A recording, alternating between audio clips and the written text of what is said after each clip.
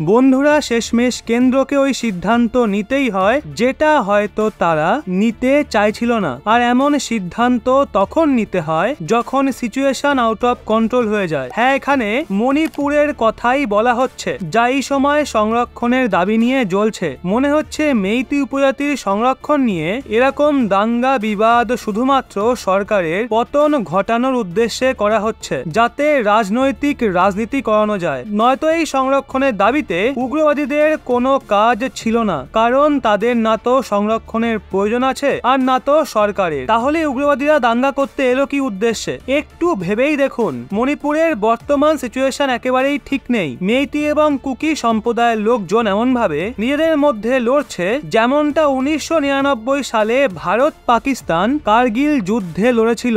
এখন এই পরিস্থিতিকেই সামাল দিতে গৃহ মন্ত্রণালয় সেনাকে কঠোর আদেশ দিয়ে পুরো মণিপুর স্টেটে বাফার জোন লাগু করার আদেশ জারি করে দিয়েছে। সবার প্রথমে চলুন জানি বাফার জোন আসলে কি, আর ইন্ডিয়ান আর্মি কেন এটা লাগু করেছে।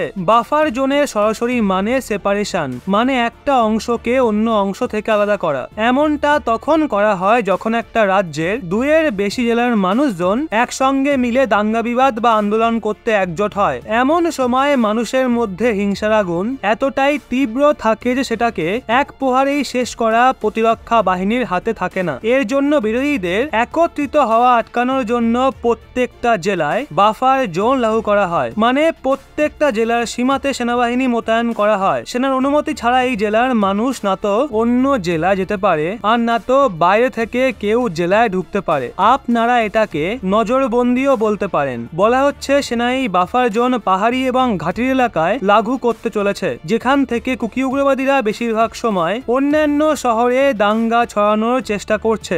একবার বাফার জোন লাগু হওয়ার পর কেউই অন্য শহরে গিয়ে বিরোধ প্রদর্শন করতে পারবে না। আর স্পষ্ট ব্যাপার, কেউ নিজের গ্রামে আগুন লাগাতেও চাইবে না। বলা তো এটাও হচ্ছে বাফার জোন উল্লঙ্ঘন করে যদি কোনো ব্যক্তি নিজের শহরকে ছেড়ে অন্য শহরে দাঙ্গা করতে গিয়ে ধরা পড়ে, তাহলে হয় তাকে গ্রেপ্তার করা হবে আর নয়তো সরাসরি মেরে ফেলা হবে। এমনিতেই মণিপুরের উগ্রবাদীরা অনেক নিরীহ মানুষের প্রাণ নিয়েছে, তাই ইন্ডিয়ান আর্মি এদের প্রতি হয়তো দয়া দেখাবে না। যদিও ওখানকার অনেক নেতা কেন্দ্রের এই সিদ্ধান্তের বিরোধিতা করছে। সেনাদের মণিপুরের প্রত্যেকটা জেলায় মোতায়েন করা ঠিক নয়, এমনটাই তারা বলছে। তাদের মতে সিচুয়েশন এখানে এতটাও খারাপ হয়নি যে প্রত্যেকটা গ্রামে সেনা মোতায়েন করতে হবে। যেখানেই নেতাগণ ভালো মতোই জানে ইন্ডিয়ান আর্মিকে যেখানেই মোতায়েন করা হবে সেখানেই শান্তি ফিরে আসবে। বন্ধুরা, এখন আপনাদের এই বিষয়ে কি মনে হয়? মণিপুরে বাফার জোন লাগু করা কি ঠিক হয়েছে, নাকি মণিপুরে সেনা পাঠানোই উচিত হয়নি? নিচে কমেন্টে অবশ্যই জানান।